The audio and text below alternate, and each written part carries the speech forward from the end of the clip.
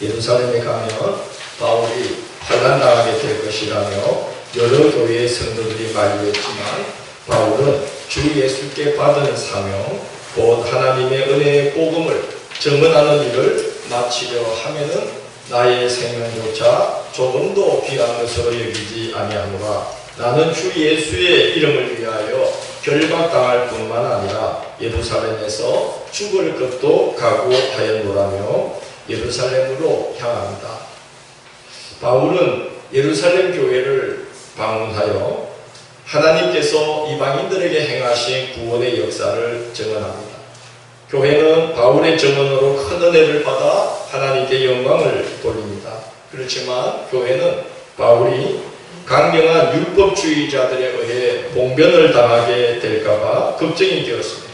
그래서 나시린 서원을 한 사람들 중에 기간이 만료된 사람들을 성전으로 데려가 나시린 서약을 푸는 결례를 행하게 하되 그 비용을 바울이 대신 지불하도록 권유합니다. 그러면 바울이 율법을 무시한다는 오해가 풀리지 않을까 해서 그랬던 것입니다. 그런데 오순절을 지키러 에베소에서 예루살렘으로 온 유대인 동포들이 기어이 일을 저지르고 맙니다. 그들은 바울이 에베소 사람 드로비모와 함께 다니는 모습을 보고 바울이 그를 성전에도 데리고 갔으리라고 넘겨짚고 주민들을 충동합니다. 바울은 이방인을 성전에 들일 정도로 전통과 율법과 성전을 업신여기는 자라며 비방한 것입니다. 그러자 사람들이 바울을 붙잡아 성전 밖으로 끌어내어서 쳐서 죽이려고 하였습니다. 얼마나 큰 소동이 일어났으면 그 소식이 예루살렘 수비대로 로마에서 파견된 군대의 즉시 보고가 되었습니다. 예루살렘은 절기가 되면 해외 동포들까지 순례를 하러 예루살렘 성전으로 모였기 때문에 간혹 절기 때에 폭동과 소요가 잦았습니다. 그래서 로마 정부가 예루살렘 성전 가까이에 군대를 주둔시켰던 것입니다. 소요가 폭동으로 확산되면 그 군대의 책임자인 천부장이 문책을 당하기 때문에 천부장이 군대를 이끌고 가서 소요 사태를 즉시 진정시킨 후 사태의 원인을 파악하기 위해 바울을 군대의 병영내로 데려갑니다. 그런데 병영이 가까워지자 이 유대인들이 얼마나 흥분했으면은 그냥 두었다가는 사람들이 바울을 이렇게 뜯어서 그 살을 찢어서 죽일 것처럼 바울을 붙잡고 해를 끼쳤기 때문에 군인들이 바울을 손에 들고 번쩍 들어서 병영의 청계를 올라가서 이제 병영으로 들어가려는 모습이 있습니다. 바울은 이때에 그 계단 올라가면서 천부장에게 잠깐 시간을 달라고 요청해서 이제 백성들에게 항변할 기회를 얻습니다. 바울은 그러나 그 시간조차도 복음을 전하는 기회로 삼습니다. 바울은 병영으로 들어가는 계단 위에서 복음을 전합니다. 여러 형제들이여, 나는 이방 땅 길리기아 다소에서 태어난 해외 동포지만 예루살렘에서 자랐으며 특히 율법에 엄한 교훈을 가르치는 가말리엘의 가르침을 받은 유대인 중에 유대인이요 바리새인 중에 바리새인입니다. 저는 교회를 박해했고 예수 믿는 자들을 잔멸하기 위해 다메섹으로 가던 중에 빛 가운데서 나를 찾아오신 예수님을 만나게 됨으로써 더 이상 박해자의 길을 갈 수 없게 되었습니다.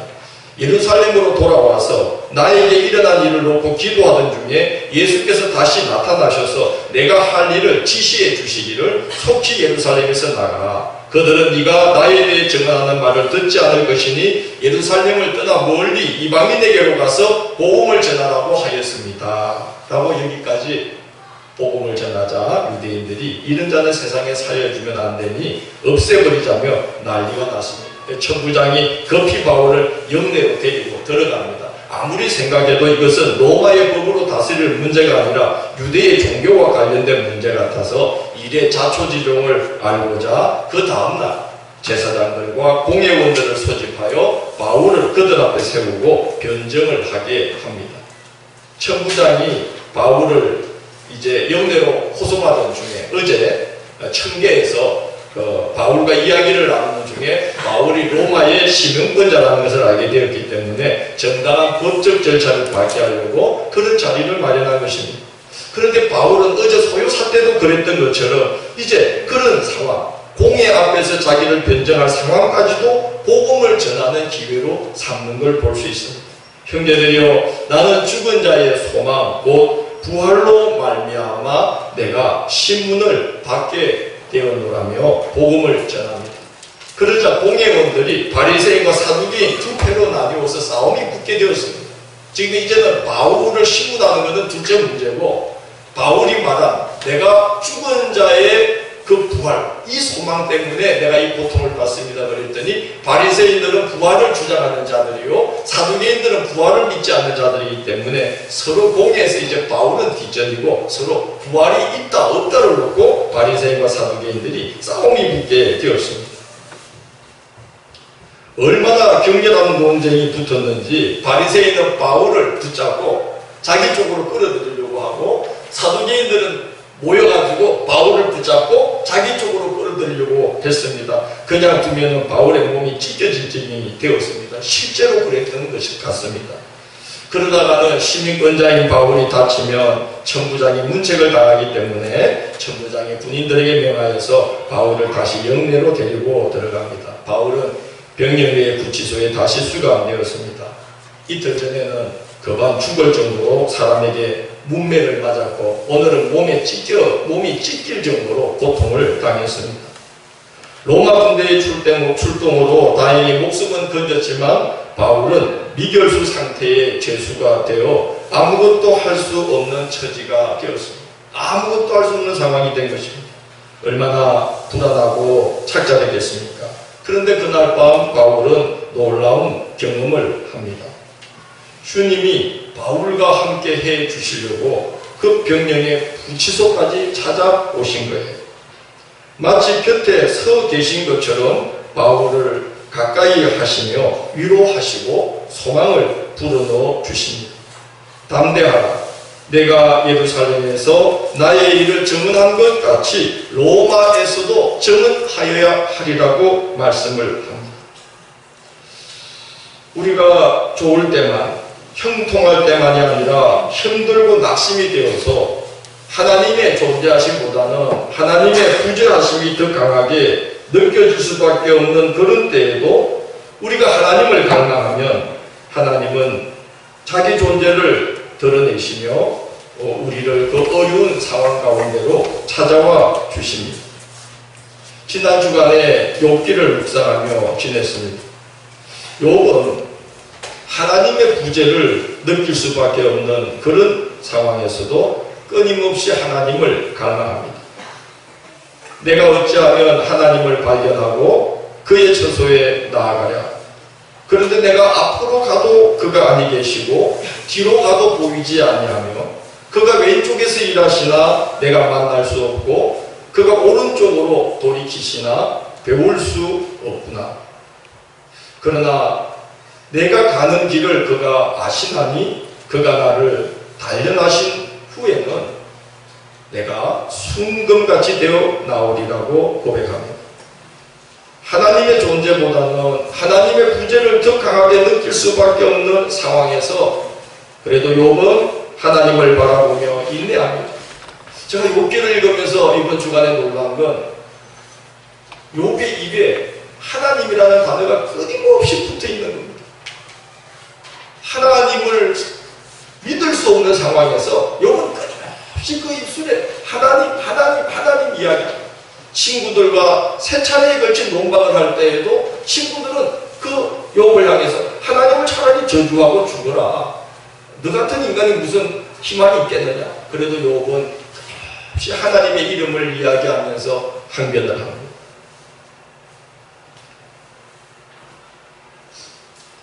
욥은 그 인내 끝에 하나님을 더욱 깊이 경험합니다. 욥기의 마지막은 이렇게 끝나죠. 욥의 고백입니다. 내가 주께 대하여 귀로 듣기만 하였사오나 이제는 눈으로 주를 배울 듯합니다. 환난과 슬픔 중에도 하나님을 의지하면 하나님께서 마치 곁에 와 계신 것 같은 깊은 위로를 허락해 주십니다. 그래서 오늘 본문 11절은 그날 밤에 주께서 바울 곁에 서서라고 증언하고 있는 것입니다. 우리는 좋은 일이 많을 때에, 형통할 때에만 하나님의 존재를 경험하는 거 아닙니다.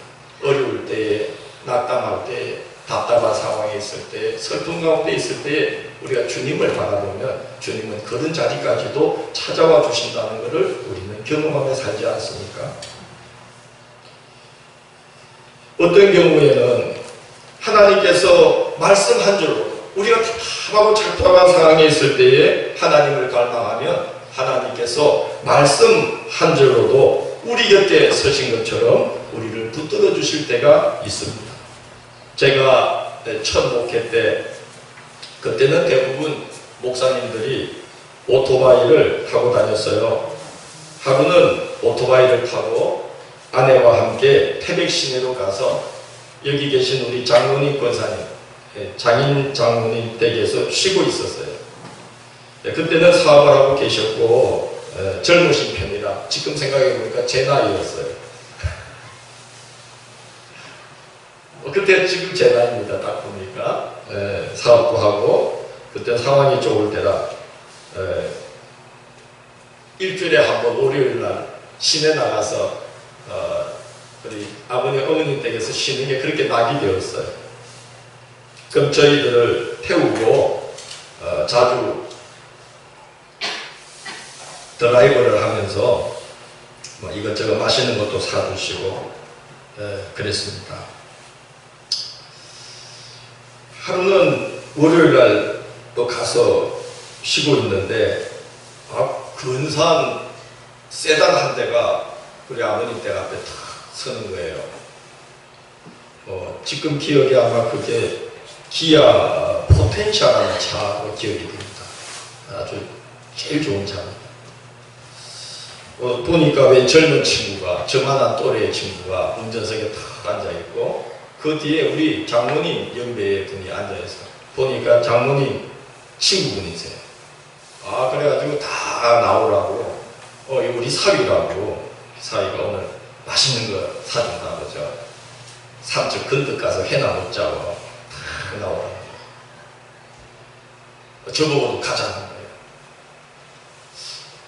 근데 어떤 사위는 포텐셜을 타고 어떤 사위는 오토바이 125cc를 탔는데 하필 또 그분이 하필 저 오토바이 옆에 차를 세웠네. 제가 그래도 목사님들, 다른 목사님들보다는 오토바이가 좋은 거예요. 그때는 목사님들이 88CT라는 오토바이, 뒤에 직칸 달리고 늑대가 직칸, 그런 거 끌고 다닐 때, 그래도 저는 교육전도사를 한 교회에서 무려 8년 가까이 했기 때문에 나올 때 전별금을 많이 주셔서 125cc 오토바이 중고지만 좋은 걸 샀다고 샀는데 포텐셜 앞에 서니까 왜 그렇게 초라해요. 근데 이제 같이 가자는데 가기가 싫은 거예요. 누군 포텐셜 타고 누군 오토바이 타고 비교되는 게 싫어가지고 괜찮다고 같이 다들 다녀오시라고. 하여튼 그때 기억에 제가 무슨 말을 했는지 모르겠어요. 좀 기분이 안 좋아. 정신이 없어서 같이 가거나 집이 없다고 막 그러면서 이제 막 이렇게 해서 다들 태워가지고 막 웃으면서 제가 웃는 게 아니지 사실은. 그리고는 집에 들어와 혼자 있는데 소파에 탁 누웠어요. 너무 착잡한 거예요. 어떤 사람은 내 나이에 저 포텐셜을 타고 들었는데 장인 장모님 포텐셜을 모시는데 시끄럽고 날 오토바이 끌고 와가지고 와서 그러니 너무 차이가 나잖아요. 그래서 소파에 덜썩 누워 있었는데 이상하게 그날따라 소파 뒤에 벽에 달력이 눈에 띄는 거예요. 이렇게 소파에 누워서 이렇게 요즘 우리 집에 고양이 호야 하듯이 누워가지고 이렇게 보니까 달력이 교회 달력인데 적혀 있더라고요. 이렇게 기독교 대한감리의 화강교회 담임 목사 남궁동 이렇게 해가지고 그때는 이제 교회 달력이 지금처럼 그림으로 이렇게 있지 않고 성경 구절을 두 글씨나 이런 걸로 쫙 크게 써서 멋있게 해서 붙여놨던 그런 시절이에요. 저도 평상시에 그게 눈에 하나도 안 들어왔는데 그날따라 이렇게 보는데 말씀이 딱 적혀 있는 거예요. 로마서 14장 17절이었어요. 하나님의 나라는 먹는 것과 마시는 것이 아니요 오직 성령 안에 있는 의와 평강과 희락이라 하는 말씀이 적혀 있었어요. 하나님의 나라는 뭐 먹고 마시고 자랑하고 이런 데 있지 않고 성령 안에서 의와 평강과 희락을 누리며 사는 것이 하나님의 나라니라. 하느님 말씀이 있었는데 세상에 그 말씀을 했는데 하나님께서 정말 내 곁에 와서 내 심령 속에 들어와서 그냥 송곳으로 찌르듯이 저를 확 찌르면서 말씀을 거시는 거예요. 이 목사가 전도사가 성직자가 세상의 자랑거리를 쫓거나 세상 사람들한테 자랑할 그런 거 과시하는 삶을 보여줄 게 아니라 하나님께 칭찬받을 삶을 보여줘야지. 하나님 나라는 먹고 마시는 데 있지 않다. 하나님 안에서 누리는 의와 평강과 희락을 누리는 삶을 네가 보여줘야 되지 않느냐. 그게 목사의 삶 아니냐 하고 그 말씀을 보는데 하나님이 마음에 깨달음을 주셨습니다. 제가 그때 느꼈어요. 말씀 한 절이 우리의 영혼을 착잡함과 슬픔에서 단번에 건져 줄 수도 있구나. 주님이 곁에 서서 그 말씀으로 제 마음을 어루만지고 등을 토닥여 주시는 것 같았습니다. 우리를 인생의 슬픔과 착잡함과 공허함에서 건져내는 것은 하나님의 말씀입니다. 왜냐하면 그 말씀에는 위로와 소망이 있고 우리가 붙들어야 할 사명이 있기 때문에 하나님의 말씀이 우리를 위로하기도 하고 우리의 잘못된 생각을 고치면서 사명을 부여잡게 우리를 이끌어 주시는 거죠. 하나님은 우리 곁에 와서 바울 곁에 서서 두려워하지 말라 하고 위로하실 뿐만이 아니라 말씀하시기를 네가 로마에서도 예루살렘에서처럼 복음을 증언하여야 하리라 말씀했어요. 그 말은 그 사명 감당하기까지는 내가 도와주겠다, 지켜주겠다는 말씀이기도 하고 그 사명 감당하도록 내가 길을 열어주겠다는 말씀입니다. 병영 속에 무기수로 갇혀 있어서 아무것도 할 수 없는 바울의 힘으로는 도저히 빠져나갈 수도 없고 아무것도 할 수 없는 상황이지만 하나님의 말씀이 임하여서 내가 길을 열어주겠다는 거예요. 어디까지? 어디에 갈 때까지? 로마에 갈 때까지 길을 열어주겠다.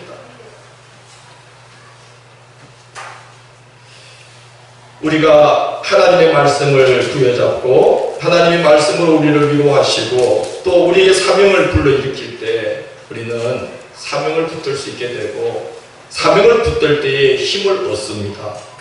바울은 사명 안에서 인생의 이유와 목적이 바뀐 사람입니다. 갈라디아서 2장 20절에서 바울은 이렇게 말하는데 오늘 우리 성가대가 참미했던 내용과 같아요.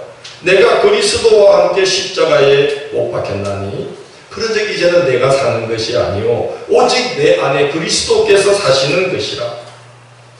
이제 내가 육체 가운데 사는 것은 나를 사랑하사 나를 위하여 자기 자신을 버리신 하나님의 아들을 믿는 믿음 안에서 사는 것이라. 하나님이 위로의 말씀이 임할 때에 바울은 인생의 이유와 목적이 바뀌었어요. 사명을 따라 사는 사람이 되었어요. 우리가 하나님의 말씀 부여잡고 하나님의 위로가 임하고 하나님이 우리 곁에 오실 때에 위로와 소망만 주시는 게 아니라 사명을 회복하도록 우리를 이끌어 주십니다. 하나님은 말씀만 하시고 행하지 않는 분은 아니지요. 민수기에 이런 말씀이 있습니다. 하나님은 사람이 아니시니 거짓말을 하지 아니시고 인생이 아니시니 후회하심이 없도다. 어찌 그 말씀하신 바를 행하지 아니하시며 그 말씀을 실행하지 않으시라고 말씀합니다. 이 말씀을 전에 개역성경에서는 하나님은 실수하지 않으시며 시건하지 않으신다 라고 말하고 있습니다. 하나님께서 답답하고 지친 바울 곁에 와서 말씀으로 위로하셨습니다. 담대하라. 네가 예루살렘에서 나를 증언한 것과 같이 로마에서도 증언하여야 하리라. 그리고 그 말씀을 이제 하나님이 실행을 하십니다. 그런데 상황은 더 나빠졌어요.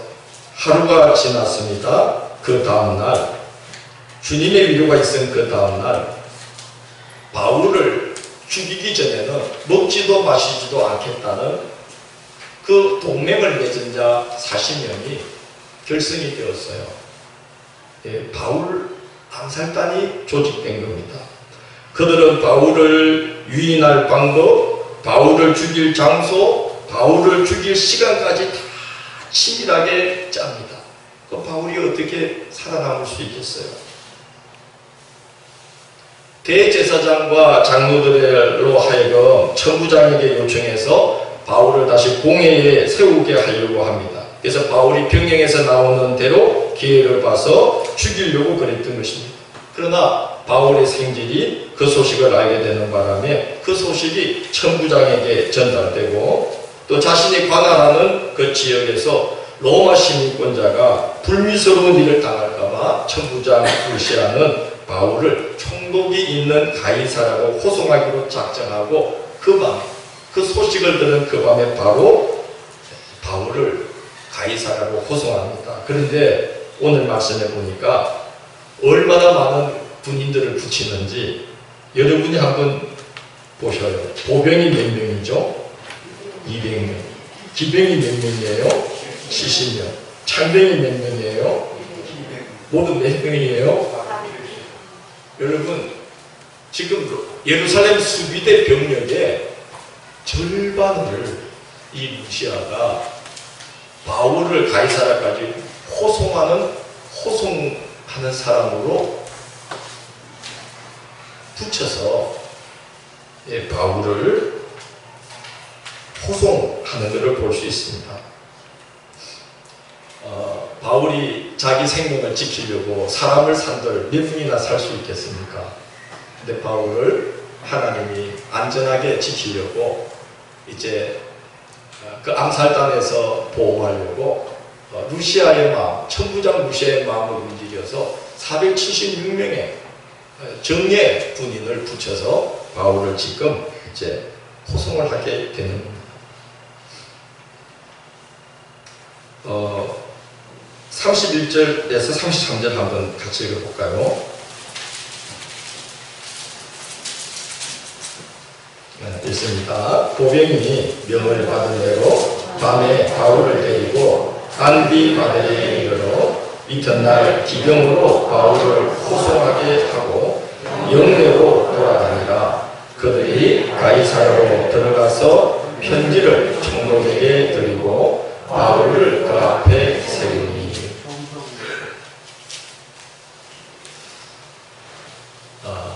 이 가이사라는 지중해와 연접한 항구 도시인데 예루살렘에서 서북쪽으로 약 한 100km 떨어져 있습니다.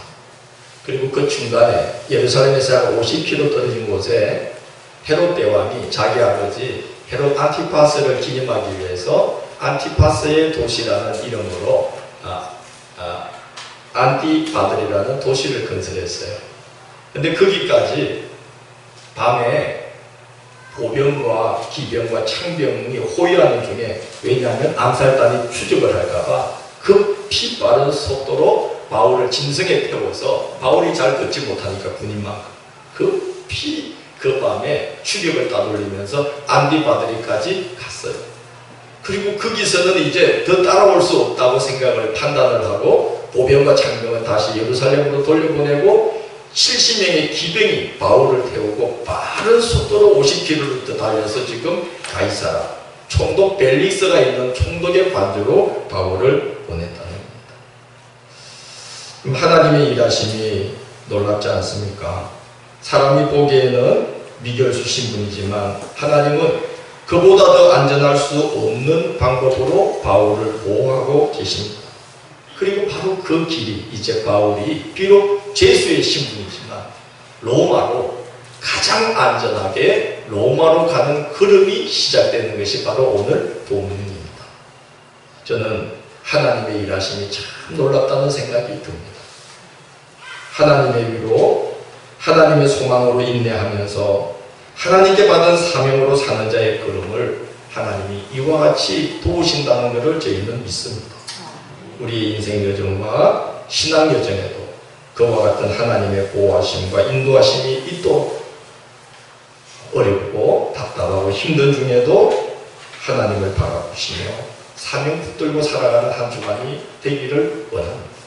네. 주님이 찾아오셔서 곁에 서서 위로하시고 소망 주시고 또 사명을 붙들 수 있도록 인도하시면서 우리를 보호하시고 우리로서는 길이 없어 보이지만 길을 여시는 옥에 갇힌 이 바울을 하나님이 군대로 에워싸서 지금 로마로 이끌고 가시는 것을 보십시오.